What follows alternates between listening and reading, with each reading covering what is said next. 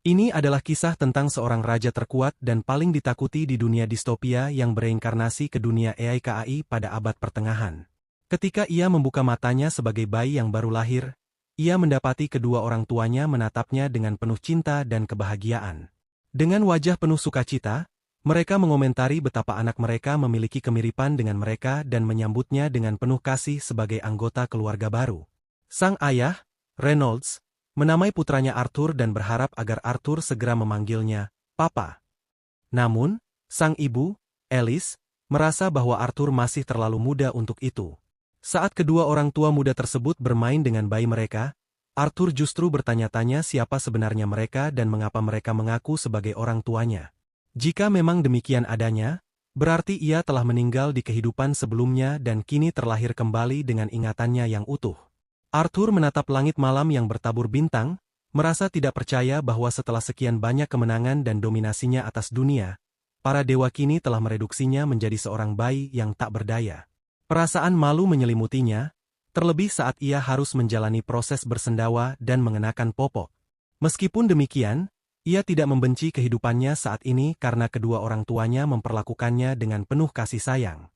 Namun, ia tetap merasa tidak nyaman, terutama dengan ketidakberdayanya dan ketakutan bahwa seseorang bisa saja menyakitinya kapan saja. Untuk menjaga kewaspadaan, Arthur mengepalkan tangannya. Sang ayah memperhatikan hal ini dan memanfaatkan kesempatan itu untuk meletakkan jarinya di telapak tangan Arthur, menunjukkan kepada istrinya betapa putra mereka mencintainya. Namun, karena belum memiliki kendali penuh atas tubuhnya, Arthur justru memberikan tekanan berlebihan hingga akhirnya tanpa sengaja buang air kecil. Hal ini membuat ibunya harus segera membersihkannya, yang menimbulkan perasaan malu luar biasa bagi Arthur. Ia ingin percaya bahwa ini semua hanyalah mimpi, tetapi kenyataan berkata lain. Ini adalah kehidupan barunya yang harus ia jalani mulai saat ini. Di tengah keterbatasannya sebagai bayi, Arthur menyaksikan sesuatu yang mengundang rasa penasaran. Ayahnya mampu menggunakan sihir untuk meningkatkan kekuatannya, sementara ibunya memiliki kemampuan penyembuhan melalui sihir. Arthur belum pernah melihat kekuatan seperti ini di kehidupan sebelumnya, sehingga ia merasa terpesona dan ingin memahami lebih jauh mengenai cara kerja sihir. Namun, ia menyadari bahwa sebelum itu, ia harus tumbuh dewasa terlebih dahulu. Sementara itu, ayahnya sering memasuki hutan untuk berburu dan menaklukkan binatang buas dengan sihir penguatannya. Teman-temannya kerap berkunjung dan kelak akan memainkan peran penting dalam perjalanan kisah ini. Sementara itu, Arthur yang tidak memiliki banyak hal untuk dilakukan mulai memperhatikan sekelilingnya, berusaha menyerap sebanyak mungkin pengetahuan, karena baginya, pengetahuan adalah kekuatan. Ketika Reynolds kembali dari berburu, Arthur mulai bertanya-tanya apakah ia sekarang hidup di masyarakat yang memperbolehkan setiap individu memiliki senjata. Jika demikian, berarti dunia ini penuh dengan bahaya, dan untuk bertahan hidup, Arthur merasa bahwa ia harus segera memperoleh kekuatan agar dapat beradaptasi dengan kehidupan barunya. Banyak pertanyaan berkecamuk dalam benaknya, tetapi untuk saat ini, ia belum dapat mengutarakannya. Meskipun demikian, di balik segala kebingungannya, ia merasa bahagia karena dapat merasakan kehangatan kasih sayang dari orang tuanya. Di kehidupan sebelumnya, Arthur bahkan tidak memiliki kebebasan untuk tidur dengan tenang karena musuh-musuhnya selalu berusaha membunuhnya setiap malam. Namun kini, untuk pertama kalinya dalam hidup, ia dapat merasakan ketenangan dan kedamaian. Seiring berjalannya waktu, Arthur mulai terbiasa dengan kehidupannya yang baru. Setelah beberapa minggu atau mungkin bulan, ia akhirnya belajar merangkak, dan tak lama kemudian, ia berjalan menuju cermin untuk melihat seperti apa penampilannya kini. Setelah merasa cukup terbiasa mengendalikan tubuhnya, ia mulai menyelinap keluar dari tempat tidurnya setiap kali orang tuanya tidak ada, menuju perpustakaan untuk membaca buku dan memahami lebih banyak tentang dunia ini. Dari buku-buku yang ia baca, Arthur mengetahui bahwa benua tempatnya lahir disebut Dikan. Wilayah ini terdiri atas 3 kerajaan utama: Kerajaan Darve, tempat tinggal para kurcaci; Kerajaan Elenoir, yang dikuasai para elf di dalam hutan; serta Kerajaan Sapen, tempat tinggal manusia, termasuk dirinya sendiri. Negeri tempat Arthur dilahirkan menganut sistem monarki, dengan tahta yang diwariskan kepada keturunan raja. Ini berbeda dengan dunia sebelumnya, di mana siapapun dapat merebut tahta dengan cara membunuh penguasa yang sedang berkuasa. Setelah mengumpulkan informasi dasar tentang dunia barunya, Arthur mulai mencari buku tentang sihir. Dengan cara yang cukup menggemaskan, ia berhasil mengambil sebuah buku dari rak. Saat melihat buku itu, pikirannya melayang kembali ke kehidupan sebelumnya yang jauh lebih maju dibandingkan dengan dunia ini. Buku yang diambilnya bertujuan untuk membantunya memahami perbedaan tersebut, serta mempelajari sihir, atau yang disebut mana, di dunia ini. Berdasarkan buku tersebut, ia mengetahui bahwa kemampuan sihir hanya dapat diwariskan dari generasi ke generasi dan hanya dimiliki oleh satu dari setiap 100 orang. Lebih jauh lagi, hanya ada dua bentuk utama dari penggunaan mana: augmentasi, yang berfokus pada peningkatan kemampuan fisik dengan menggunakan mana, dan conjuring, yang memungkinkan seorang penyihir untuk memproyeksikan dan mengendalikan mana sesuka hati. Saat membaca ini, Arthur teringat bahwa ibunya sebelumnya telah menunjukkan kemampuan penyembuhan, yang menegaskan bahwa ia adalah seorang penyihir. Meskipun setiap individu yang memiliki mana akan mengembangkan inti mana, hal ini biasanya terjadi saat mereka memasuki masa pubertas. Ketika seseorang berhasil menguasai intinya, mereka dapat menjadi seorang penyihir yang sesungguhnya. Arthur merasa bahwa konsep ini sangat mirip dengan KAI, yang ia kuasai di kehidupan sebelumnya. Namun, ia masih meragukan apakah pengetahuan ini akan membantunya dalam mencapai tujuannya menjadi seorang pejuang. Dengan rasa ingin tahu yang besar, ia mencoba menyalurkan energi batinnya untuk mencapai tingkat tertentu. Tetapi tepat sebelum ia berhasil, ibunya, Alice, menggendongnya. Pada awalnya, Arthur mengira bahwa ibunya telah menyadari apa yang sedang ia lakukan. Namun, ternyata Alice hanya memperhatikannya karena ia telah buang air kecil tanpa ia sadari. Aroma yang tidak sedap pun menyebar, dan Alice segera membawanya untuk mengganti popoknya. Perasaan malu kembali menyelimutinya, dan ia semakin menyadari bahwa tubuh kecil ini seperti sebuah penjara yang membatasi dirinya. Ia pun bertekad untuk mendapatkan kekuatan secepat mungkin agar terbebas dari keterbatasan ini. Sementara itu, Alice dengan penuh perhatian mendokumentasikan perkembangan Arthur. Ia sangat senang melihat betapa cepat putranya bertumbuh dan berkembang. Namun, ada satu hal yang mengganjal di pikirannya. Arthur tidak pernah tersenyum kepada mereka. Hal ini membuatnya sedikit sedih. Di luar rumah, suaminya, Reynolds, sedang berlatih pedang dan tampak bersemangat untuk mengajarkan dasar-dasarnya kepada Arthur. Dengan penuh antusiasme, ia memberitahu Alice tentang kemajuan putra mereka. Namun, Alice justru merasa tidak senang karena menganggap Arthur masih terlalu kecil untuk belajar ilmu pedang. Ia pun menegur suaminya dengan cukup keras. Arthur, yang memperhatikan interaksi mereka, menggunakan momen ini sebagai bahan pembelajaran. Ia mulai memahami dinamika pernikahan dan bahkan berpikir bahwa mungkin dunia ini lebih banyak dipengaruhi oleh keputusan perempuan. Suatu hari, Alice membawa Arthur ke pasar, dan ia sangat terpesona dengan apa yang dilihatnya. Segala sesuatu yang ada di sana memberinya banyak pelajaran baru.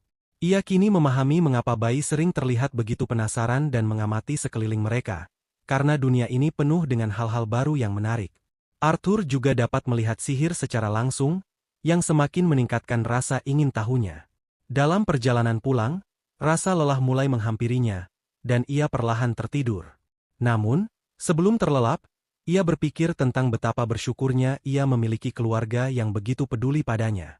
Sesampainya di rumah, Alice membawanya ke kamar dan berbicara tentang betapa bahagianya ia melihat Arthur begitu ingin belajar dan penuh rasa ingin tahu, baik saat ia menyelinap keluar untuk membaca maupun ketika mereka berada di pasar.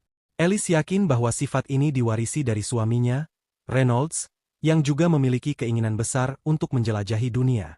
Malam itu, Arthur melihat ayahnya sedang mempraktikkan sihir di halaman rumah. Ia merasa senang mengetahui bahwa ia memiliki seseorang yang bisa ia jadikan panutan dalam mempelajari sihir. Ia menyaksikan Reynolds mengangkat beberapa batu dari tanah menggunakan sihir. Tetapi sebelum ia sempat merasa kecewa karena latihan itu tampak sederhana, Alice menyuruhnya memperhatikan lebih baik.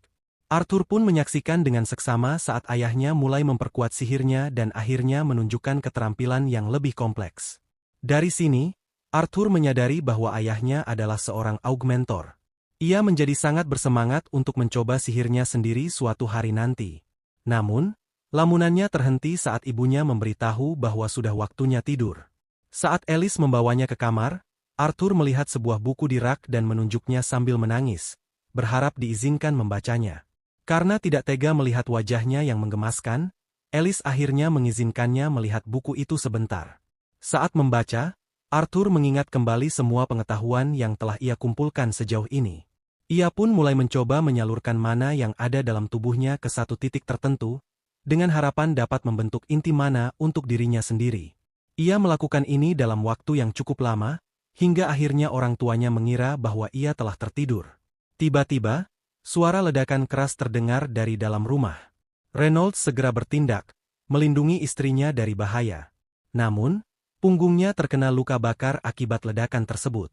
Setelah memastikan bahwa Alice baik-baik saja, mereka langsung teringat bahwa Arthur masih berada di dalam rumah.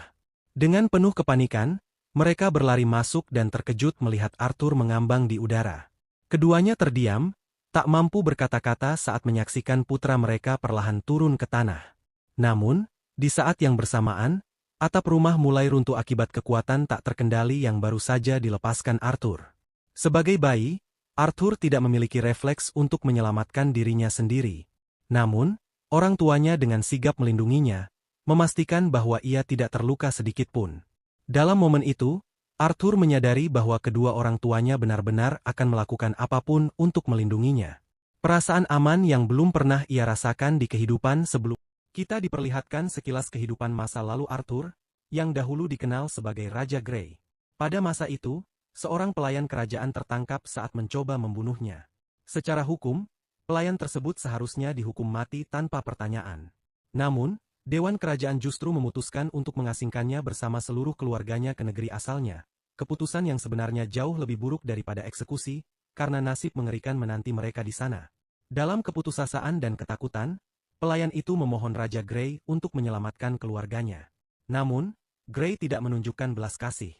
Ia justru membunuh istri dan anak perempuan pelayan itu di hadapan matanya, bukan karena dendam, tetapi sebagai bentuk belas kasihan. Tindakan kejam ini menunjukkan betapa dinginnya sosok Grey. Maka dari itu, sangat sulit dipercaya bahwa Arthur kecil yang polos ini adalah orang yang sama dengan penguasa kejam di masa lalu.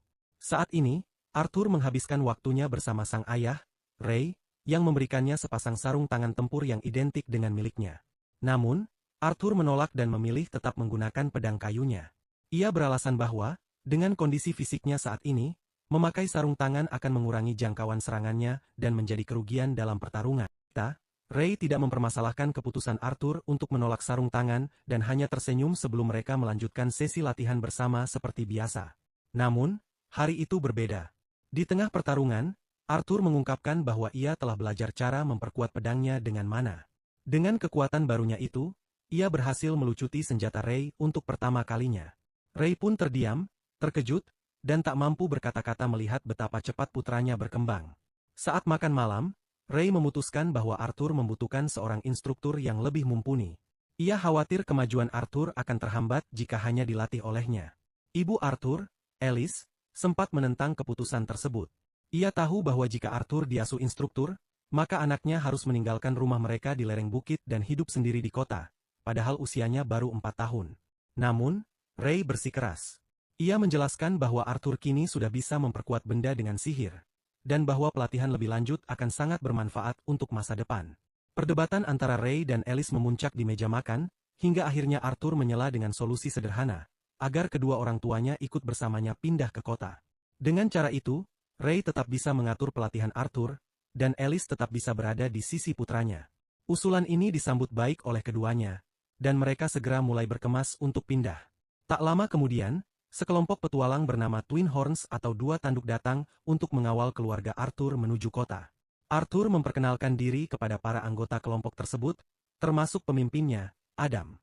Adam mengatakan bahwa mereka pernah bertemu sebelumnya, walaupun ia mengira Arthur tidak akan mengingatnya. Namun, Arthur justru mengingatnya dengan sangat jelas, terutama saat rumah mereka dulu hancur dan para petualang itu datang membantu membangunnya kembali. Dari situ, Arthur mengetahui bahwa orang tuanya pernah menjadi bagian dari kelompok tersebut sebelum akhirnya menetap. Setelah Adam berbicara, Angela memeluk Arthur dengan sangat erat sampai-sampai ia kesulitan bernapas, hingga Deran menariknya agar melepaskan pelukan. Saat itu, Arthur melihat seorang gadis muda yang memperhatikannya dari atas kereta. Jasmine, sosok pendiam yang hanya memandangi Arthur dari kejauhan. Saat Helen memperkenalkan dirinya dan Jasmine, perjalanan mereka menuju kota Shrewsbury pun dimulai. Di dalam hati, Arthur membandingkan transportasi kereta yang mereka gunakan dengan dunia lamanya, di mana mobil terbang adalah hal biasa. Meski begitu, ia tidak terlalu mengeluh, terlebih dengan ibunya yang selalu menjaga dan peduli. Selama perjalanan, mereka beberapa kali beristirahat. Dalam salah satu waktu istirahat, mereka diserang oleh sekawanan serigala liar. Peristiwa ini membuka mata Arthur tentang betapa berbahayanya dunia luar. Jasmine tampil ke depan dan melawan serigala dengan cekatan menggunakan belatinya. Ray, Adam, dan anggota lainnya juga segera bergabung, dan mereka berhasil mengatasi situasi dengan cepat. Arthur yang menyaksikan pertempuran itu merasa terinspirasi dan mulai berharap bisa ikut bertarung bersama mereka suatu hari nanti. Malam harinya, mereka berpesta. Namun, Arthur memperhatikan bahwa ibunya, Alice, tidak menyentuh makanan sama sekali. Saat ia bertanya, Alice mengatakan dirinya kenyang. Namun, Arthur merasa ada yang tidak beres. Ketika melihat lengan Ray terluka, Alice langsung bangkit untuk menyembuhkannya. Suasana mendadak menjadi lebih serius, dan para anggota kelompok tampak berjaga-jaga. Rupanya karena kemampuan penyembuhan sangat langka dan dicari banyak pihak. Ternyata, alasan utama Ray dan Alice tinggal di tempat terpencil selama ini adalah demi menyembunyikan kemampuan penyembuhan Alice dari orang-orang yang berniat jahat. Setelah pesta, Adam meminta izin kepada Ray dan Alice untuk mencoba bertanding dengan Arthur. Ia penasaran apakah anak itu memang seistimewa yang dikatakan. Anggota kelompok lainnya pun berkumpul untuk menyaksikan pertarungan, menciptakan kerumunan kecil. Arthur yang baru berusia 4 tahun sempat heran. Tidakkah mereka semua merasa ini tidak adil? Namun, pertarungan pun dimulai. Ini adalah pertandingan pertama Arthur melawan orang lain selain ayahnya. Tidak seperti Ray yang hanya menggunakan tongkat kayu. Adam membawa tombak asli, meskipun ujungnya dibalut kain. Segera setelah duel dimulai, Adam tidak membuang waktu dan langsung memperkuat tombaknya dengan mana. Arthur pun merespons dengan melakukan hal serupa, tetapi ia melangkah lebih jauh dengan menyalurkan mana ke kakinya, sehingga kecepatannya meningkat secara drastis. Dalam sekejap, ia melesat maju dan mendaratkan pukulan pertama sebelum Adam sempat bereaksi. Ia lalu menyelinap di antara kedua kaki Adam dan menciptakan jarak. Aksi itu membuat seluruh kelompok terdiam, terkesima oleh kecepatan dan ketepatan gerakannya. Pertarungan pun menjadi semakin intens. Mereka beradu serangan secara langsung, tetapi kesenjangan kekuatan di antara mereka mulai terlihat jelas. Arthur, yang masih memiliki tubuh kecil dan kekuatan terbatas, akhirnya terpental oleh salah satu serangan Adam. Dampaknya membuatnya terbang ke belakang, dan ia segera menyadari betapa rapuh tubuhnya saat ini untuk menghadapi pertarungan langsung. Sebelum ia menghantam tanah terlalu keras, Angela dengan sigap menggunakan sihir anginnya untuk memperlambat jatuhnya. Duran segera mendekat dan menegur Adam karena telah bertindak terlalu jauh terhadap seorang anak kecil, mengingatkannya bahwa ia seharusnya menahan diri. Adam pun mengangkat tangan sebagai tanda minta maaf, mengakui bahwa ia terbawa suasana, semata-mata karena teknik Arthur benar-benar membuatnya lengah. Dalam hati, ia bertanya-tanya seperti apa pelatihan keras yang diberikan Ray kepada anak ini, sehingga menjadikannya sehebat ini di usia 4 tahun. Sementara itu, Jasmine menatap Arthur dengan penuh rasa ingin tahu. Ia terkesan dengan kemampuan Arthur dan dengan sungguh-sungguh memohon agar diajari teknik yang digunakan. Melihat ekspresi wajah Jasmine yang begitu serius, Arthur menyadari bahwa gadis itu tidak akan menyerah sampai keinginannya terpenuhi. Keesokan harinya, mereka semua melanjutkan perjalanan dan berhenti di sebuah area yang tenang agar Arthur dapat berlatih. Adam mengajarinya cara menggunakan tombak, sementara Ray memperagakan beberapa gerakan dasar seperti seorang kakak di pusat kebugaran, meskipun kekuatannya sangat berbeda. Setelah itu, Helen mengajarkan dasar-dasar memanah dan Arthur dengan cepat menunjukkan bakat alaminya, menjadi cukup mahir dalam waktu singkat. Hari itu ia juga memenuhi janjinya kepada Jasmine dan memberikan pelajaran khusus, di mana gadis itu ternyata sangat cepat belajar. Malam harinya, saat Arthur membaca buku, Jasmine terus-menerus memandangnya seakan-akan terpesona. Ia bahkan mulai mengikuti Arthur kemanapun, seperti seorang pengagum rahasia. Keesokan harinya, yang kebetulan adalah hari ulang tahun Arthur, Jasmine memberinya sebuah belati sebagai hadiah. Ia bahkan menjelaskan cara menggunakannya dengan detail, mengejutkan anggota kelompok lainnya. Adam, yang merasa terganggu oleh sikap mereka yang seperti anak-anak jatuh cinta, menyatakan dengan tegas bahwa saatnya mereka kembali melanjutkan perjalanan. Namun, sebelum keberangkatan, Alice memanggil Arthur. Ia menyadari bahwa sang ibu tampak tidak enak badan. Saat ditanya, Alice meyakinkan bahwa ia baik-baik saja, namun Arthur tidak sepenuhnya mempercayainya. Saat mereka melanjutkan perjalanan, tiba-tiba sekelompok bandit menyerang dari balik pepohonan. Mereka semua segera melompat turun dari kereta dan bersiap bertarung. Para bandit melepaskan hujan panah, tetapi Angela dengan cekatan menciptakan penghalang sihir untuk melindungi mereka. Arthur memperkirakan bahwa mereka dikepung dari beberapa sisi. Pemimpin para bandit, seorang pria dengan kepala persegi, memerintahkan anak buahnya agar tidak menyakiti wanita dan anak-anak karena ia berniat menjual mereka dengan harga tinggi. Serangan pun dimulai dengan intensitas tinggi. Alice, yang ketakutan, mencoba menenangkan Arthur. Sebelum para bandit sempat menyerbu kereta, Duran meledakkan mereka dengan sihir, dan Ray melawan mereka dengan pukulan-pukulan cepat. Helen menembakkan panah tepat ke jantung salah satu penyerang, sementara Adam dan Jasmine menebas dan menusuk lawan mereka satu persatu. Arthur, yang menyaksikan semua ini, mengakui bahwa masing-masing anggota Twin Horns sangat terampil. Namun, jumlah bandit yang terlalu banyak membuat mereka terdesak. Dalam pertempuran yang sengit, Ray terbanting ke kereta dan terkapar tak sadarkan diri. Situasi ini dimanfaatkan pemimpin bandit untuk mendekati Alice.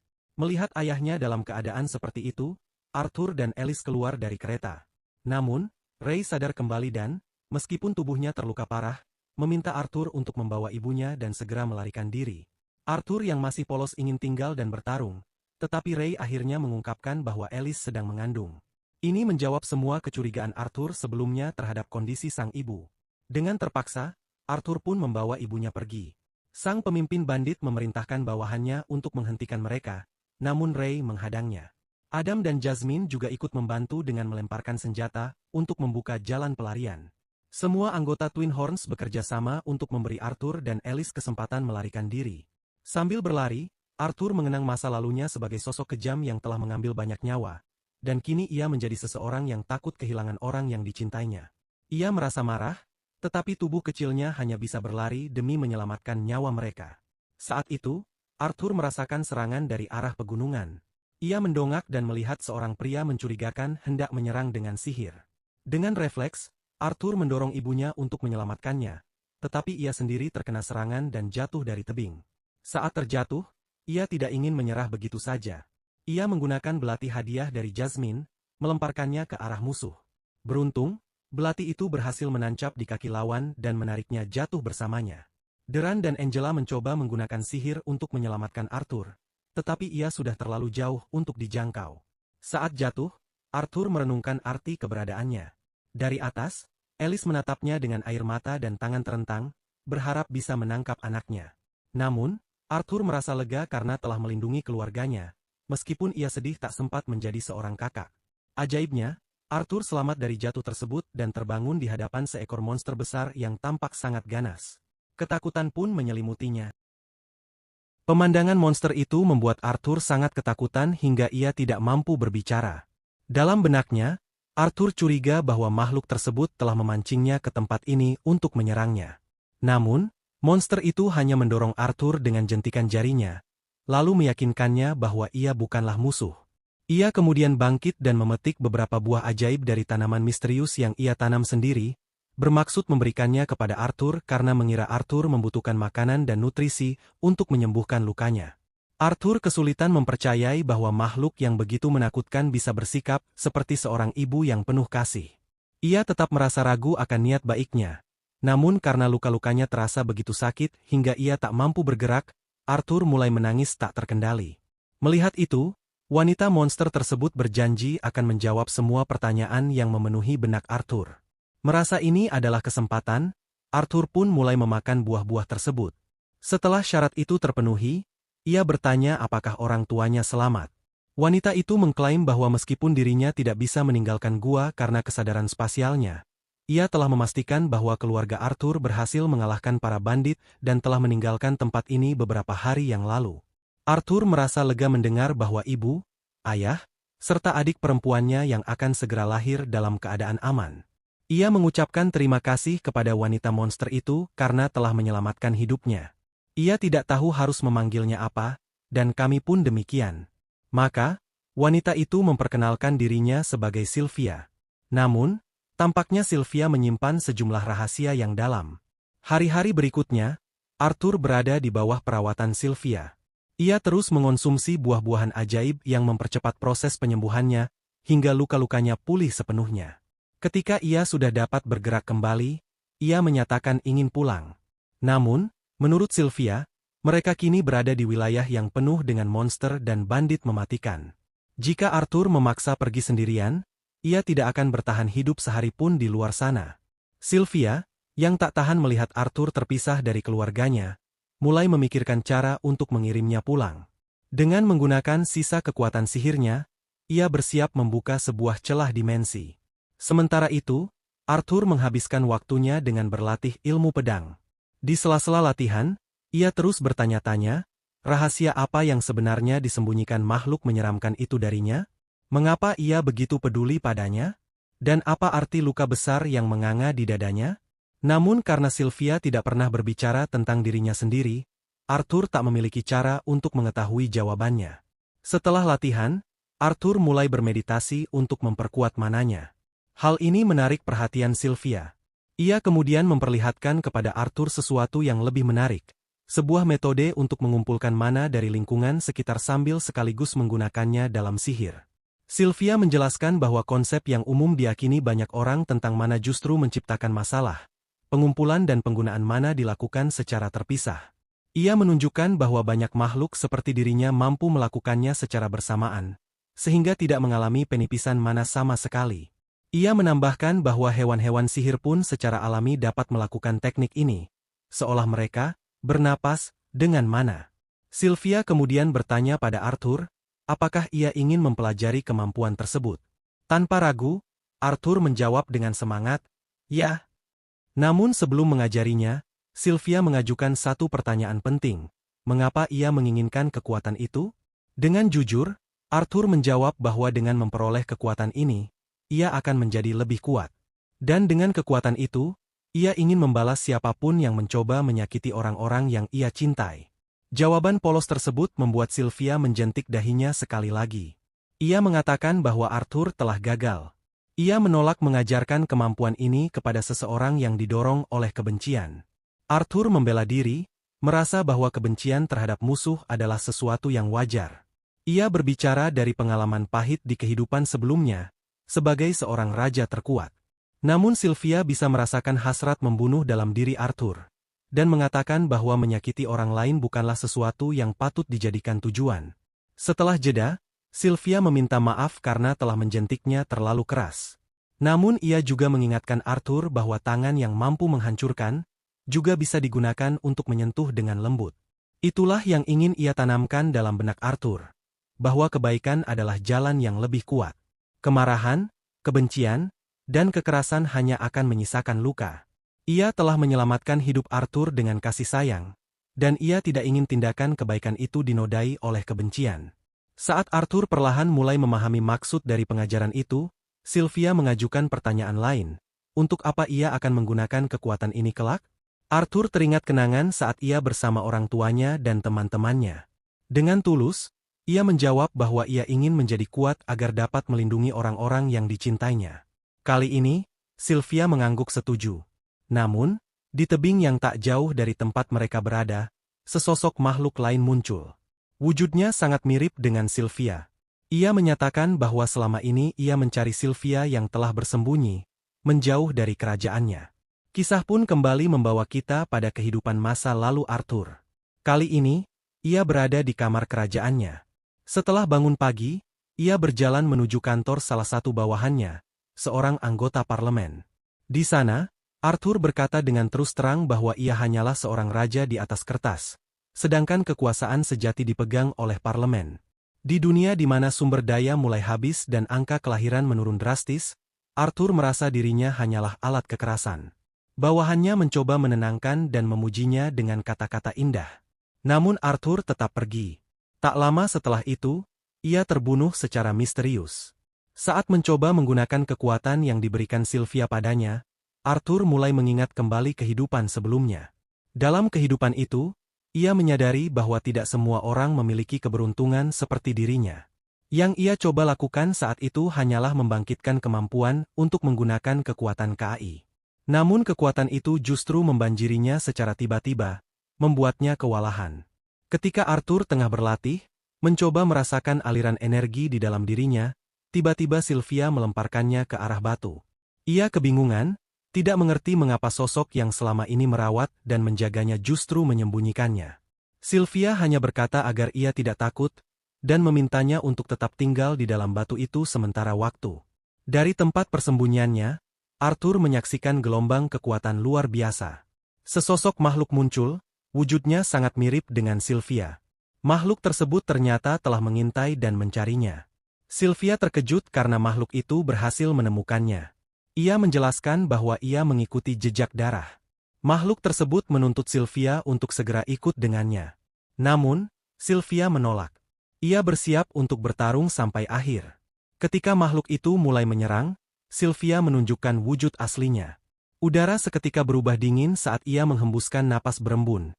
Ia adalah seekor naga yang sangat kuat. Melihat wujud Sylvia yang sebenarnya, makhluk itu memperingatkan bahwa kekuatan sebesar itu bisa menghabisi nyawanya. Namun Sylvia tidak gentar.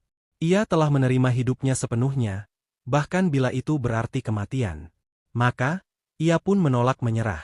Pertempuran hebat pun terjadi, dan Arthur hanya bisa menyaksikannya dari dalam gua, tak berdaya melihat besarnya kekuatan mereka.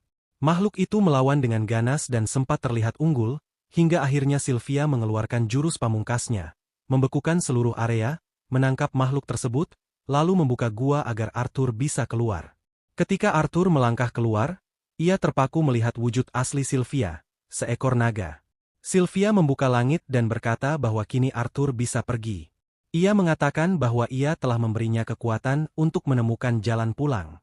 Namun sebelum itu, Sylvia bertanya, apa yang akan ia lakukan dengan kekuatan itu? Ia berharap Arthur tidak akan dikendalikan oleh amarah atau kebencian. Arthur menjawab dengan tulus bahwa ia akan menggunakan kekuatan itu untuk melindungi keluarganya.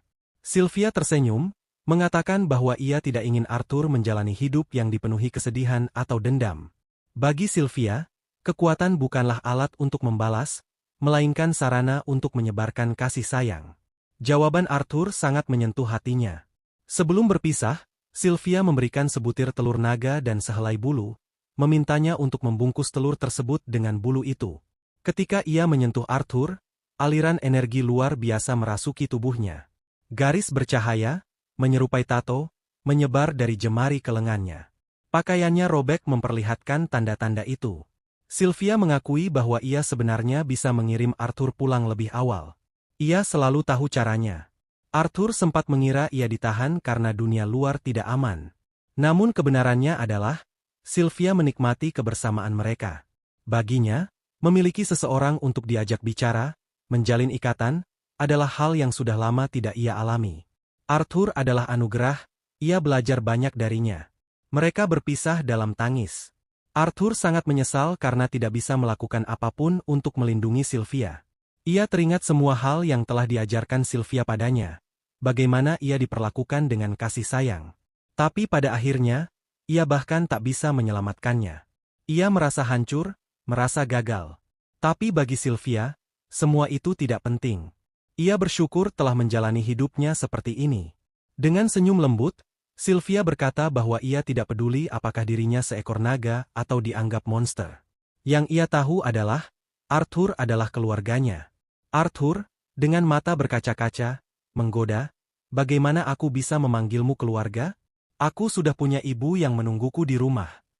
Sylvia tersenyum, dan Arthur berkata dengan pelan, kalau begitu, kamu nenekku. Satu kata itu, nenek, menyentuh hati Sylvia yang terdalam. Bahkan sebagai seekor naga, ia tak kuasa menahan air mata. Ia meminta Arthur untuk memanggilnya seperti itu sekali lagi. Arthur menuruti, dan menyebutnya sebagaimana ia memanggil neneknya sendiri. Sylvia pun berbaring diam, puas dengan hidupnya. Arthur mengambil telur dan bulu pemberiannya, dan saat langit terbuka, saatnya tiba untuk pergi. Namun Arthur enggan meninggalkannya. Ia memohon agar Sylvia ikut bersamanya, tetapi Sylvia tidak menjawab. Portal tertutup tepat saat Arthur meninggalkannya. Sylvia kemudian melepaskan segel dunia tersebut. Lawannya kembali mendapatkan kekuatannya. Sylvia jatuh ke tanah, terlihat seperti telah tiada. Makhluk itu mendekat, bertanya-tanya apakah Sylvia sungguh mati hanya karena satu serangan. Namun Sylvia hanya berpura-pura. Saat lawannya mendekat, ia membuka mata dan melepaskan ledakan mana yang sangat dahsyat. Kekuatan yang tak mungkin ditahan oleh siapapun. Seluruh gua bergetar, ledakan itu bahkan mencapai permukaan. Sementara itu, Arthur melanjutkan perjalanan pulangnya dengan air mata di wajah. Suara Sylvia bergema di langit, mengingatkannya untuk tidak melupakan percakapan mereka. Ia tahu kesedihan itu wajar, namun ia memohon agar Arthur tetap tersenyum. Bukan karena ia harus melawan atau membalas dendam, tapi karena ia ingin Arthur hidup bahagia. Ia menyarankan agar Arthur tidak memaksakan diri untuk selalu tersenyum, melainkan cukup mengambil langkah kecil satu persatu. Mengubah dunia sedikit demi sedikit. Arthur sempat meragukan dirinya. Tapi suara Sylvia mengingatkannya. Dia adalah Raja Grey, raja terkuat. Ia bisa melakukan apapun.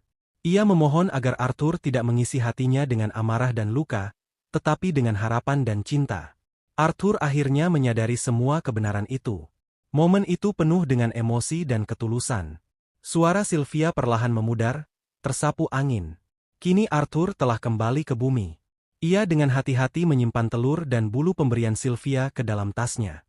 Dengan tekad dan kekuatan baru, ia melangkah pulang.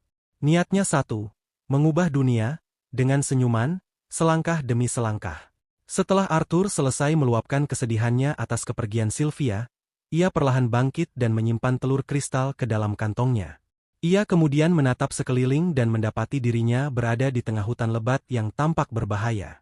Tiba-tiba, Arthur mendengar suara teriakan seorang gadis dari kejauhan. Tanpa berpikir panjang, ia melompat di antara pepohonan untuk mencari sumber suara tersebut. Tak lama kemudian, ia menemukan sekelompok bandit tengah menculik seorang gadis peri. Mereka membicarakan rencana untuk menjual gadis tersebut ke Pulau Epstein demi mendapatkan keuntungan besar. Pemandangan itu seketika membangkitkan kenangan pahit dalam diri Arthur. Kenangan ketika kelompoknya dulu diserang oleh bandit dan ia nyaris mengalami nasib serupa. Rasa marah mulai membara di dalam dirinya, namun Arthur mengingat janjinya kepada Sylvia. Ia tidak akan membiarkan emosi menguasai dirinya. Dengan tekad itu, ia memutuskan untuk mengikuti gerombolan bandit tersebut, yakin bahwa mereka akan membawanya ke pemukiman manusia terdekat. Saat malam tiba dan para bandit beristirahat, mereka mulai berbicara tentang rencana jahat mereka terhadap gadis peri itu sebelum menjualnya. Mendengar hal tersebut, Arthur tidak bisa tinggal diam lagi. Ia mulai mengumpulkan mana untuk bersiap menyerang. Ia juga memperhatikan bahwa para bandit mengendalikan monster liar menggunakan semacam sihir berbasis warna. Dengan cerdik, Arthur melemparkan beberapa kacang ke arah para monster, membuat mereka menjadi gelisah dan melolong kencang. Suara itu membuat para bandit panik karena dapat menarik perhatian monster lain. Salah satu bandit segera pergi untuk menenangkan situasi, dan Arthur memanfaatkan momen ini. Ia membentuk bilah mana di tangannya, menyelinap ke belakang bandit, dan menebasnya. Ia kemudian mengambil pisau milik bandit tersebut. Namun sebelum ia sempat bersantai, bandit kedua datang. Arthur segera membunuhnya sebelum ia sempat mengeluarkan suara. Meski begitu, Arthur mulai merasakan kelelahan dan tubuhnya mulai kehilangan stamina. Tak lama, bandit ketiga datang mencari rekannya. Arthur kembali menyerang, tetapi hanya berhasil melukai kakinya. Bandit itu lantas memanggil kawannya dan memperingatkan bahwa mereka sedang berhadapan dengan seorang penyihir muda. Bandit keempat justru terlihat bersemangat, karena pengguna sihir muda sangat langka dan bisa dijual dengan harga tinggi. Bandit itu memutuskan untuk tidak melukai Arthur. Ia meletakkan pedangnya dan justru menggunakan sihir untuk menyerang. Dengan sihir yang memperkuat cakar tangannya, ia melompat ke arah Arthur dan menghantam tanah hingga retak. Arthur berhasil menghindar, lalu mencoba menendangnya, tetapi bandit itu lebih cepat. Arthur melemparkan pisau yang terikat benang ke arah lawannya, namun bandit itu menangkapnya dan langsung menerjang. Ia menendang Arthur dengan kekuatan besar hingga terjatuh, lalu mengangkat tubuhnya dalam posisi terbalik. Dalam posisi tersebut, Arthur menggunakan sihir api dari kakinya, memaksa bandit itu melepaskannya. Sebelum lawannya sempat pulih, Arthur kembali melemparkan pisau dan kali ini berhasil mengarahkannya tepat ke leher bandit tersebut. Bilah pisau itu menembus dahinya dan mengakhiri perlawanan. Arthur lalu mengalahkan bandit terakhir dan segera membebaskan gadis peri yang mengingatkannya pada seseorang dari masa lalunya. Sadar akan lamunan itu, Arthur segera berkata bahwa gadis itu kini bebas dan dapat kembali ke rumahnya. Namun, sang gadis tampak khawatir melihat luka-luka Arthur. Ia meyakinkannya bahwa luka itu tidak serius, lalu menutupi mayat-mayat bandit agar gadis itu tidak melihat pemandangan mengerikan tersebut. Saat gadis itu tetap penasaran, Arthur mengatakan bahwa para bandit mengalami kecelakaan dan tidak akan mengganggunya lagi. Arthur menemukan beberapa barang milik para bandit di dalam kereta dan menyuruh gadis itu untuk segera pulang. Namun, gadis itu justru memegang tangannya dengan penuh ketakutan. Ia memohon agar Arthur membawanya serta. Melihat ketulusan permintaan tersebut, Arthur akhirnya mengizinkannya ikut. Setelah itu, Arthur melihat monster-monster yang diperbudak para bandit dan memutuskan untuk mengakhiri penderitaan mereka, karena membebaskan mereka tampaknya bukan pilihan yang aman. Namun, gadis peri justru memohon agar Arthur membebaskan serigala bertanduk. Ia berkata bahwa para peri menghormati semua bentuk kehidupan, dan bila monster itu tidak dibebaskan, maka mereka akan mati. Arthur sempat memperingatkannya, tetapi gadis itu tetap yakin bahwa monster tidak akan menyerang. Ia pun membebaskan para monster, dan mereka benar-benar pergi dengan damai. Hal ini membuat Arthur kagum pada hubungan gadis itu dengan alam. Akhirnya, Arthur memutuskan untuk mengantarkan gadis itu pulang. Ketika mereka berhenti untuk beristirahat, ia baru mengetahui bahwa nama gadis itu adalah Tessa. Arthur memasak makanan dan memintanya untuk makan, meskipun ia tidak merasa lapar. Ia menjelaskan bahwa makanan itu akan membantunya memulihkan tenaga. Ucapan tersebut mengingatkannya pada Sylvia. Sementara itu, ia memperhatikan bahwa Tess cukup rewel soal makanan. Ia mengeluh karena rasanya tidak enak dan bahkan meminta sesuatu yang manis. Arthur sempat berpikir bahwa ia bisa belajar dari gadis kecil itu bagaimana cara berpura-pura menjadi anak-anak normal, karena Tess adalah anak seusianya pertama yang pernah ia temui. Tess kemudian bertanya kepada Arthur apa yang sedang ia lakukan di tempat itu. Arthur menjawab bahwa ia terpisah dari kedua orang tuanya. Mereka melanjutkan perjalanan untuk mencari desa kaum elf, yang ternyata memakan waktu lebih lama dari yang diharapkan Arthur. Selama perjalanan, Tess terus menceritakan kehidupan di desanya, dan Arthur pun belajar bahwa kehidupan para elf sangat berbeda dari kehidupan manusia. Tiba-tiba, Arthur merasakan kehadiran serigala bertanduk yang tampaknya mengikuti mereka. Ia memutuskan untuk memburunya pada malam hari. Malam itu, ia menyuruh Tess tidur di dalam tenda sementara dirinya berjaga di luar. Saat berjaga, Arthur menatap telur kristal pemberian Sylvia dan bertanya-tanya mengenai arti sebenarnya dari benda tersebut. Tak lama, Tess memanggilnya dari dalam tenda, meminta Arthur untuk masuk. Ia bahkan berjanji akan merahasiakan hal itu dari keluarganya. Namun, Arthur menjawab bahwa ia baik-baik saja berjaga di luar. Namun ia segera menyadari bahwa Tess merasa takut tidur sendirian, sehingga ia memutuskan untuk memenuhi permintaannya. Di dalam tenda, Tess tiba-tiba mengatakan bahwa semua manusia adalah orang cabul yang memiliki banyak istri. Arthur hanya bisa berharap itu benar sebagai gurauan dalam hati. Ia bertanya siapa yang mengatakan hal itu, dan Tess menjawab bahwa itu adalah perkataan kakeknya. Arthur menyangkal tuduhan tersebut dengan mengatakan bahwa hanya kaum bangsawan yang memiliki cukup uang untuk menafkahi banyak istri. Namun, Tess tertidur sebelum ia menyelesaikan penjelasannya. Keesokan paginya, mereka melanjutkan perjalanan, dan Tess mulai merasa semakin nyaman berada di sekitar Arthur. Hal ini diam-diam membuat Arthur merasa tidak tenang karena ia ingin segera menemukan keluarganya. Namun, masalah lain muncul. Ia mulai merasakan nyeri tajam pada tubuhnya, membuatnya sangat lemah hingga tak mampu berjalan. Tess segera berlari ke hutan untuk mencari tanaman obat, sementara Arthur duduk menahan rasa sakit. Saat ia sendirian, serigala bertanduk yang pernah ia bebaskan muncul. Arthur dilanda ketakutan, khawatir makhluk itu hendak menyerangnya di saat ia paling lemah. Namun, saat itu Tess kembali sambil membawa beberapa tumbuhan. Arthur memintanya untuk menjauh karena khawatir monster itu akan menyerang. Namun, alih-alih menyerang, serigala itu meletakkan bangkai babi hutan di tanah dan kembali ke dalam hutan.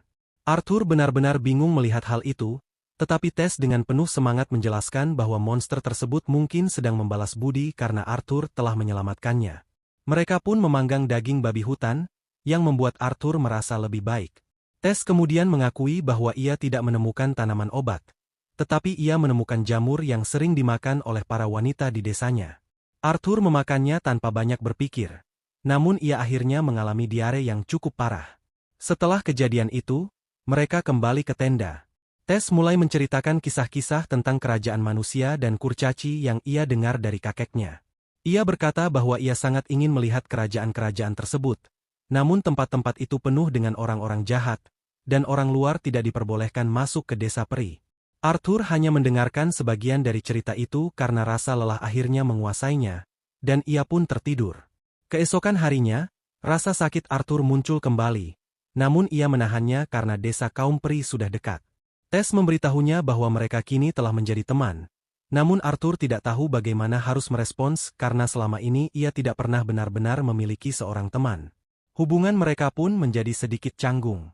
Arthur mulai teringat akan satu-satunya orang yang pernah ia anggap sebagai sahabat di masa lalunya, dan bagaimana ia berakhir dengan membunuhnya. Tiba-tiba, Tess berteriak kegirangan saat melihat pintu gerbang desa kaum peri. Arthur terkejut, namun Tess segera meraih tangannya dan mengajaknya masuk. Ia pun menggenggam tangan Tess dan melangkah ke dalam desa tersebut.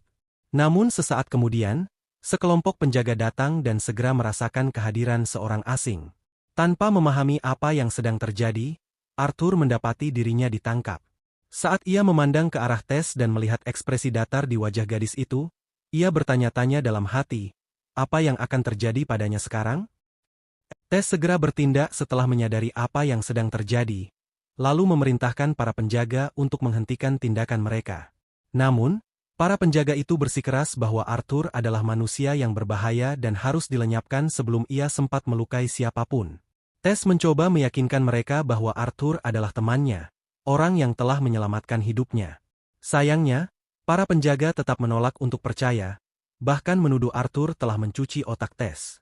Ketegangan itu terputus ketika sebuah suara lantang terdengar memerintahkan mereka untuk diam.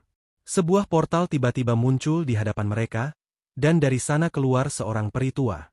Ia langsung menyuruh para prajurit untuk melepaskan pemuda itu. Saat Tess mendekati Arthur untuk memeriksa keadaannya, ia bahkan sempat menyerang para prajurit karena merasa mereka telah mengancam temannya. Namun, sang peri tua, yang ternyata adalah kakek Tess, menenangkannya dan menjelaskan bahwa reaksi para penjaga tersebut cukup wajar, mengingat seorang manusia muncul di kerajaan mereka bersama sang putri yang selama ini hilang. Peri tua itu memperkenalkan dirinya sebagai Virian, mantan Raja Peri. Ia menyampaikan rasa terima kasihnya kepada Arthur karena telah menyelamatkan cucunya, yang juga merupakan putri kerajaan mereka. Arthur cukup terkejut mendengar hal tersebut, sulit baginya mempercayai bahwa gadis yang selama ini bersamanya adalah seorang putri. Namun, Tess hanya tersenyum kecil, seolah membenarkan segalanya. Virian kemudian bertanya kepada cucunya apakah ia tidak pernah memberitahu Arthur tentang statusnya sebagai putri kerajaan. Tess menjawab bahwa ia sudah melakukannya, tetapi Arthur merasa yakin bahwa hal itu tidak pernah disampaikan sebelumnya.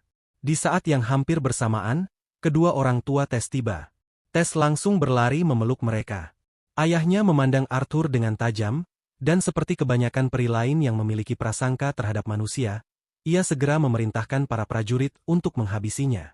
Namun, Virian segera menjelaskan bahwa meskipun Arthur adalah manusia, ia telah berjasa besar dengan menyelamatkan nyawa Tess dan mengantarkannya kembali ke rumah dengan selamat. Tess juga ikut membela Arthur, memohon kepada ayahnya agar mau mengizinkan Arthur datang ke kastil mereka. Virian kemudian memberitahu Arthur bahwa mereka perlu berbicara secara pribadi suatu saat nanti, dan Arthur bisa merasakan adanya kekuatan besar yang tersembunyi dalam diri peri tua tersebut. Dengan cepat, Tess menggenggam tangan Arthur dan menariknya berlari melintasi kota. Arthur dibuat takjub dengan pemandangan yang mereka lewati, meskipun ia sadar bahwa para peri yang mereka jumpai memandangnya dengan kebencian dan curiga, warisan dari sejarah panjang peperangan antara manusia dan peri. Meski begitu, yang paling mengusik pikirannya adalah ekspresi dingin Tess saat pertama kali memintanya untuk menolong. Arthur juga merasa heran dengan rasa nyeri yang kerap muncul di dadanya. Ia pun memutuskan untuk lebih berhati-hati mulai sekarang. Sesampainya di istana, Tess memerintahkan para pelayan untuk melayani Arthur dengan sepenuh hati. Ia bahkan mulai merencanakan agar Arthur menginap di sana. Namun, Arthur merasa ia harus mengabari orang tuanya terlebih dahulu sebelum memutuskan hal lain. Tess mengizinkannya untuk menghubungi mereka, lalu mempersilakan Arthur duduk dan memesan teh serta makanan ringan sebelum mereka melanjutkan pembicaraan. Arthur sempat bertanya-tanya dalam hati, apakah wajar bagi seorang manusia mendapatkan perlakuan seperti itu? Tak lama, ayah Tess, Alduin, memperkenalkan dirinya dan juga istrinya, Muriel. Arthur pun memperkenalkan diri secara sopan, Dan Alduin cukup terkesan dengan tata krama pemuda itu meski berasal dari latar belakang sederhana. Arthur kemudian mulai menceritakan bagaimana ia menyelamatkan Tess dari tangan para pedagang Buddha. Mendengar itu, keluarga kerajaan merasa geram, bahkan langsung mengutuk manusia secara umum. Namun Arthur dengan tenang menanggapi bahwa yang patut dikutuk adalah profesi mereka, bukan rasnya. Virian bertanya bagaimana Arthur bisa membebaskan Tess, dan Arthur menjawab bahwa ia adalah seorang penyihir. Alduin tampak sulit mempercayai bahwa seorang manusia bisa mengalahkan pedagang budak, dan para prajurit elf di sekitarnya menyuarakan kecurigaan yang sama. Mereka menuduh Arthur telah memperdaya Tess sekali lagi.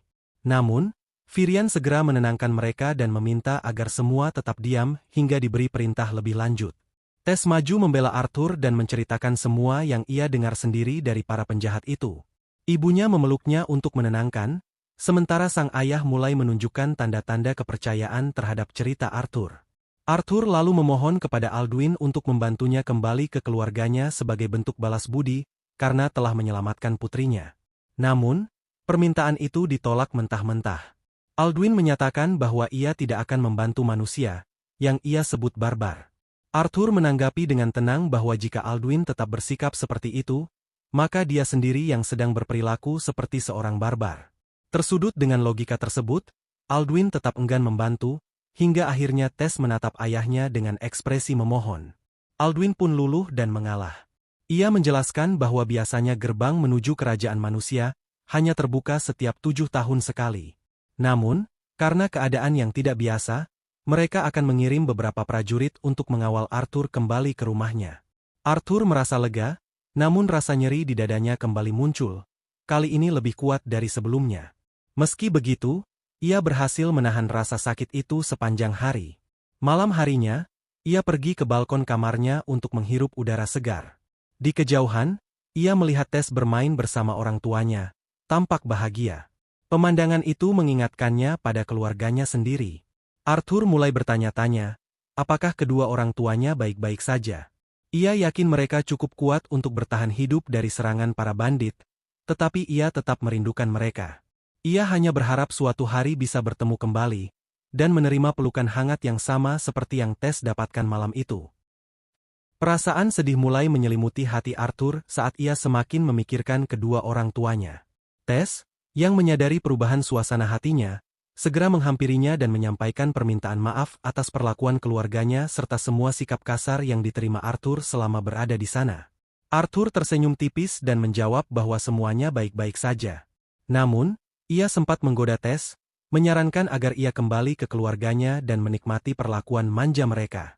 Ucapan itu membuat Tess merasa tersinggung. Ia menatap Arthur dengan kesal dan berkata bahwa orang tuanya akan memperlakukannya dengan cara yang sama jika ia kembali ke pelukan mereka. Perkataan Tess justru membuat Arthur semakin cemas. Ia menatap Tess dengan ragu dan bertanya apakah orang tuanya benar-benar akan merasa bahagia melihatnya kembali, mengingat segala hal yang telah terjadi. Tiba-tiba, Tess mendekat dan memegang wajah Arthur dengan lembut. Dengan tatapan penuh keyakinan, ia berkata bahwa tentu saja orang tuanya akan merindukannya, karena ketidakhadirannya lah mereka merasa kehilangan. Ia bahkan menambahkan bahwa ia sendiri sudah merindukan Arthur, meskipun sebentar lagi mereka akan berpisah. Arthur terdiam, hatinya hangat oleh kata-kata Tess. Saat itu pula, kelopak bunga bercahaya mulai beterbangan di udara, tampak seperti kunang-kunang yang memancarkan keindahan malam. Mereka berdua terhanyut dalam momen yang tenang dan mempesona itu. Namun, di tengah keheningan itu, Arthur teringat kembali akan ekspresi dingin yang pernah terlihat di wajah Tess. Ia bertanya-tanya apakah saat itu ada sesuatu yang salah dengannya, atau apakah itu hanya bayangan dari pikirannya sendiri. Ia memutuskan untuk tidak terlalu memikirkannya dan memilih menikmati keindahan malam tersebut. Tiba-tiba, Arthur merasakan bahaya mengarah ke Tess. Ia dengan sigap memblokir serangan tersebut dan langsung berlari ke arah sumbernya. Betapa terkejutnya ia saat mengetahui bahwa penyerangnya adalah Virian. Arthur, dalam amarahnya, menyerang sang peri tua sambil bertanya apakah ia benar-benar berniat mencelakai cucunya sendiri. Namun, Virian hanya balik bertanya apakah Arthur benar-benar mampu membunuh seseorang hanya dengan kelopak bunga. Arthur membuka telapak tangannya dan melihat bahwa yang dilemparkan Virian hanyalah beberapa kelopak bunga bercahaya. Virian lalu memuji refleks Arthur yang luar biasa, menyimpulkan bahwa ia memang layak menghadapi para pedagang budak. Tess tampak marah atas tindakan kakeknya dan mengira bahwa ia sedang mencoba menindas Arthur. Namun Virian segera menenangkan cucunya dan menjelaskan bahwa ia tidak bermaksud demikian. Justru ia merasa Arthur sangat menarik. Virian kemudian memanggil sebuah pedang kayu kecil dan memberikannya kepada Arthur, mengajaknya untuk bertanding sebagai ujian kemampuan. Arthur menerima tantangan tersebut dan segera menyerang. Namun, meskipun telah menggunakan sihir untuk meningkatkan kecepatannya, ia tidak mampu menyentuh sang peri tua sedikitpun. Virian menangkis serangannya dengan mudah dan bahkan menghancurkan pedang kayu Arthur dalam satu gerakan.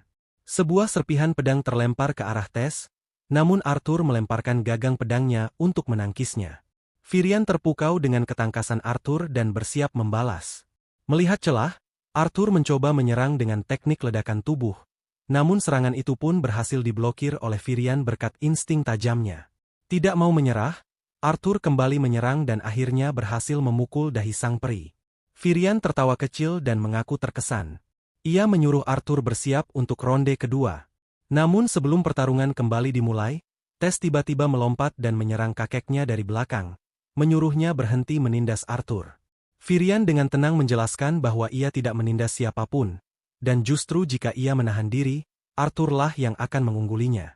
Arthur merasa sang peri tua melebih-lebihkannya, namun tetap mengucapkan terima kasih dengan sopan. Virian justru menegaskan bahwa ia serius, dan jika Arthur benar-benar ingin berterima kasih, maka ia harus menjadi muridnya.